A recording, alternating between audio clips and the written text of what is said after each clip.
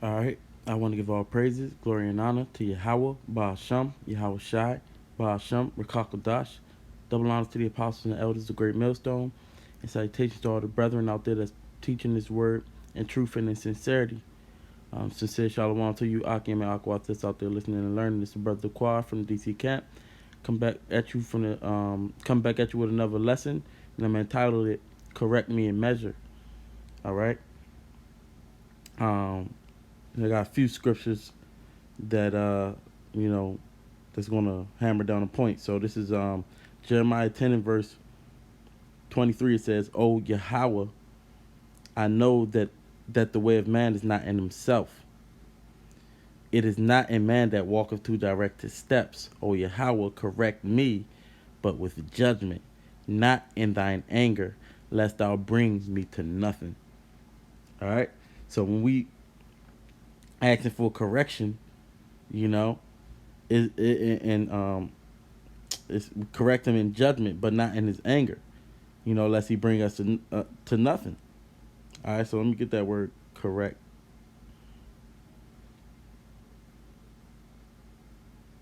And the Hebrew word is yasar. And he's to chasten, discipline, or instruct or admonish. You know, so we're not asking for him to take away that discipline or instruction because we know that we need it. You know, teach us, but in measure, okay? Because this discipline, it comes from the Most High, man, or righteous power. All right, and once he's doing it in his anger, but it's supposed to be reformative, man. It's supposed to reform us, as you see this word right here. Um, Not right there. I ain't want to press it because it's going. It's right here. You know, reformed. All right. In contrast with a punishment that is strictly vindictive, man, like he's going to bring upon the heathens. All right. So that's what it's going to say right here. Verse 25: Pour out thy fury upon the heathen, and know thee that know thee not, and upon the families that call not upon thy name, for they have eaten up Jacob and devoured him and consumed him and have made his habitation desolate. You know? So Jeremiah, he represents the whole body of the nation, you know, especially the elect. All right? He sees the troubles that's coming, man, just like we see the troubles that's coming. You know, man, we asking for him to chastise us. You know, and that's why when we going through it now, we ask him to not give us more than we can handle, but we want to go through it now so that we don't have to go through it when he bring the full judgment, man. All right, not his full weight. We're appealing for mercy in a sense, man. We asking for this judgment in measure and with moderation, man. Ask him to give it to us in wisdom and not no more than that's necessary, if you will. Okay. To drive out the foolishness that's what it is, because the scriptures say that a child has foolishness in him since he was born, man. But the rod is to correct us, man. I know there's some proverbs, but let me get this. I don't got the exact one, but I got this. This is Proverbs 23 in verse 13. It says, "Withhold not correction from the child, for if thou beatest him with the rod, he shall not die. Thou shalt beat him with the rod and shalt deliver his soul from hell." So we asking for we want to be corrected, man. You see, because we don't want to die. We want to be delivered from hell, man. We don't want to get this total judgment that's going to fall upon the heathens and the rest of our people that's still in the heathen state of mind. You see?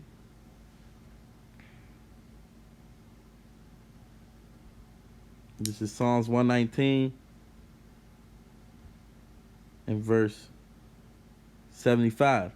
It says, I know, O Yahweh, that thy judgments are right, and that thou in faithfulness has afflicted me. All right. Now, when you go up, I think it is, yeah, verse 71, it says, it is good for me that I have been afflicted, that I might learn thy statutes. So we understand, the righteous understands that there has to be a punishment that's going to happen, that's going to come. But we want him to do it in mercy. Okay, as a father would. That brings up a point. What's that? Yeah, this is go to the Apocrypha. This is Wisdom of Solomon, verse 11. I mean, chapter 11, verse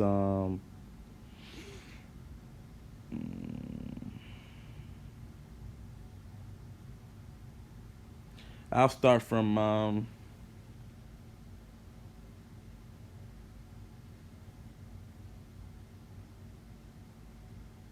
let me start from the top. It says, she prospered their works in the hands of the holy prophet. They went through the wilderness that was not inhabited and pitched tents in the places where there lay no way. They stood against their enemies and were avenged of their adversaries. When they were thirsty, they called upon thee, and water was given them out of the flinty rock, and their thirst was quenched out of the hard stone. For by what things their enemies were punished, by the same they in their need were benefited. For instead of a perpetual running river troubled with foul blood, for a manifest reproof of the commandment whereby the infants were slain, thou gavest unto them abundance of water by a means which they hoped not for. Right. Because when we was thirsty and we needed the water, just like, hey, man, the water saved us and it punished the wicked. Back then, that water saved us when he gave it to us out of that rock. And it punished the Egyptians, man, when they went through the waters. Or their waters was polluted by the blood. When they because they didn't, just like Esau, man. He ain't hate blood. His blood was going to pursue them. The scriptures, I mean, the plagues turned the rivers into blood, man, so that they didn't have any water. All right. This is keep going. This is verse 8. It says, declaring by that thirst then how thou hadst punished their adversaries. For when they were tried, albeit but in mercy chastised, they knew how the ungodly were judged in wrath and tormented, thirsting in another manner than the just. Right. So we was chastened, but in mercy. But the ungodly was chastened in wrath and tormented. All right. So the Lord deals with us different ways. Verse 10, it says, for these thou didst admonish and try as a father, but the other as a severe king. Thou didst condemn and punish. All right. So we don't want to be judged like the heathens is going to be judged, man. You see? That's the whole point of this. Jeremiah 30. So that's the whole point of us going through what we're going through now. All right. This is Jeremiah 30 in verse 11. It says, for let me see.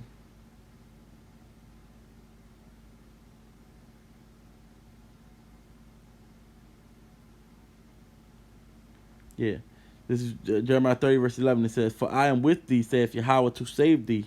Though I make a full end of all nations, whither I have scattered thee, yet will I not make a full end of thee. But I will correct thee in measure, and will not leave thee altogether unpunished. Yeah. All right. So the Lord said He gonna make a full end of these nations, man. You know. He's gonna completely put them down, break their staff. But He's not gonna do that to us, man. But guess what? We still gonna be corrected.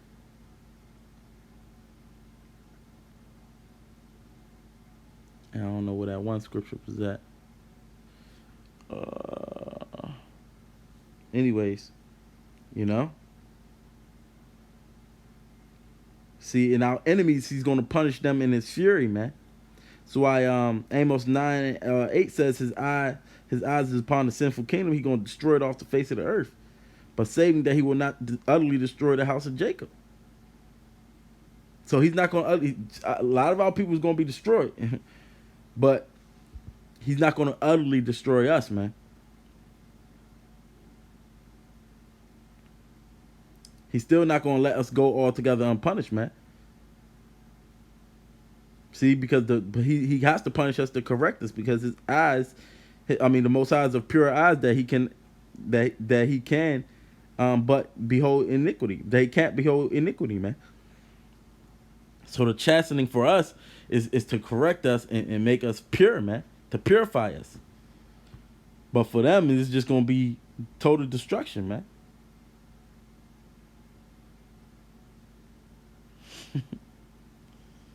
See, the punishments for reprobates is going to be fatal, man.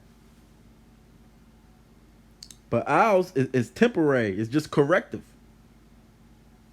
See, this place is going to be utterly destroyed, man. But after our chastising, we're going to be delivered. Lord willing, we be of the elect.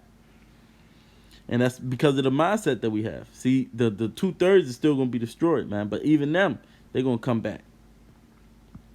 This is Leviticus 26 and verse 40. It says, if they shall confess their iniquity and the iniquity of their fathers with their trespass, which they have trespassed against me, and that also they have walked contrary unto me, and that I have walked contrary unto them, and have brought them into the land of their enemies, if then their uncircumcised hearts be humbled, and they then accept the punishment of the iniquity of their iniquity, then will I remember my covenant with Jacob, and also my covenant with Isaac, and also my covenant with Abraham will I remember, and I will remember the land. But it said, the point there was that it said that we have to accept the punishment of our iniquity, man. You know? But let me keep going. It's verse 43. It says, the land also shall be left of them, and shall enjoy her Sabbaths, while she lieth desolate without them. And they shall accept the punishment of their iniquity, because they despised my judgments, and because their soul abhorred my statutes. And yet for all that, when they be in the land of their enemies, I will not cast them away, neither will I abhor them to destroy them utterly, and to break my covenant with them. For I am Yahweh their power. See, this is how you can tell that the Lord is only dealing with a certain people, man. See, he deals with us with mercy. Even in the land of our captivity, when he driven us away, he didn't forget us, man. You know? But we have to acknowledge that he did this because we walked contrary to him, and we abhorred his statutes. That's why in Psalms 119 it says it's good that we was afflicted, that we had learned his statutes, man. But we call to mind, we appealed to the Lord. Matter of fact, what's that in Psalms?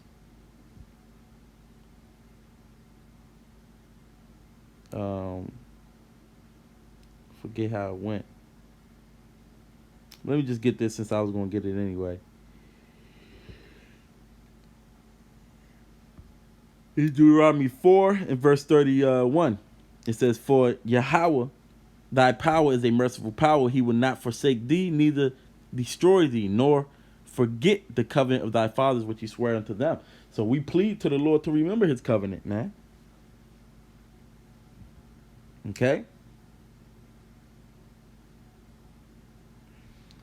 Oh, man, I think let me see what this is real quick.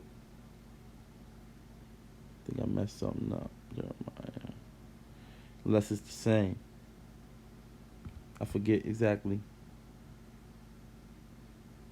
Oh, yeah, it's the same thing. You know? But it talks about Jacob, man.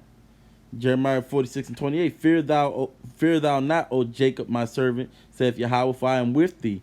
For I will make a full end of all the nations whither I have driven thee, but I will not make a full end of thee, but correct thee in measure. Yet will I not leave thee wholly unpunished. All right. So Psalm 6. This is Psalm 6 and verse 1. It says, O Yahweh, rebuke me not in thine anger, neither chastise me in thy hot displeasure. Have mercy upon me, O Yahweh, for I am weak.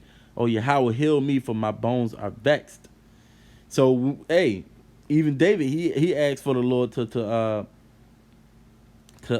not chastise him in his hot displeasure, in his anger. All right.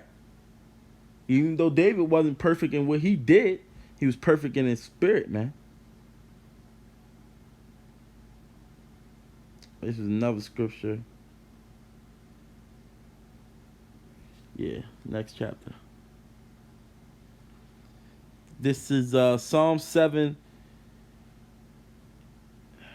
in verse 8. It says, Yahweh shall judge the people. Judge me, O Yahweh, according to my righteousness and according to mine integrity that is in me. See? And that's according to his faith and his spirit and his faith, man, towards the Lord. Okay? So we asking for the Lord's mercy when we being judged, man.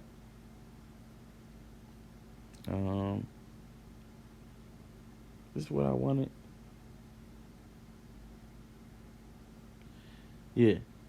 This is Psalms 18 verse 20. Yahweh rewarded me according to my righteousness, according to the cleanness of my hands have he recompensed me. And in that situation against Saul, when he was going against it with Saul, he was innocent.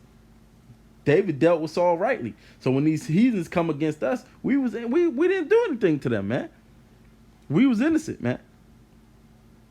So when the Lord comes down and do what he do, we asking for mercy, man. Towards these 2/3, we did what we had to do. We wiping the blood off our hands, man. Okay.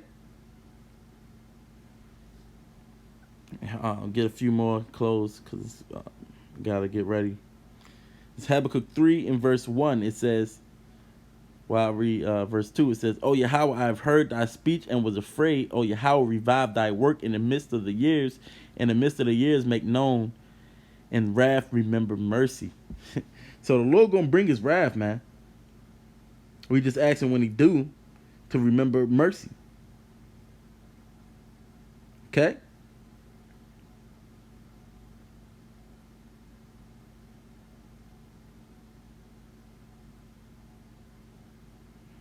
Remember the scripture saying Lamentations, the third chapter, it says it's of his mercies that we are not consumed, man. Because of his compassions fail not. It's only because of him. And his promises, his covenants.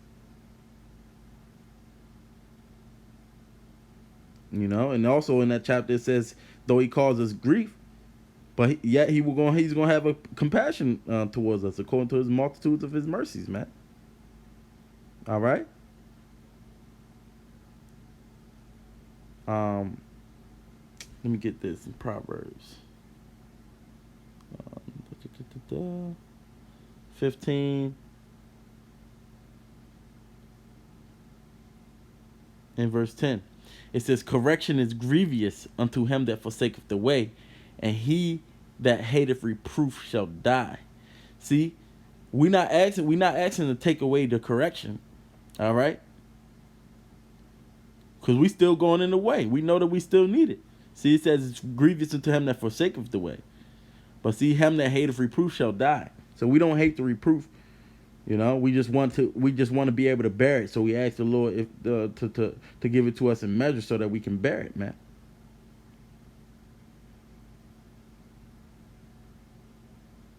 Hey, even It's in Ephesians or Colossians. It talks about the fathers to not provoke the children to wrath, man, but bring them up and nurture them in the admonition of the Lord. You know, so that the child don't be discouraged. So that we ask them the same thing of our Father. Okay? And then I'm going to close on this. You know, Maccabees. Back in Apocrypha. 2 Maccabees 6.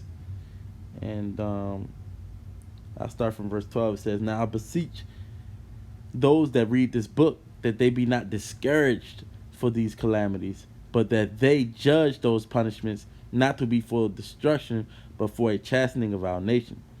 For it is a token of his great goodness when wicked doers are not suffered any long time, but forthwith punished.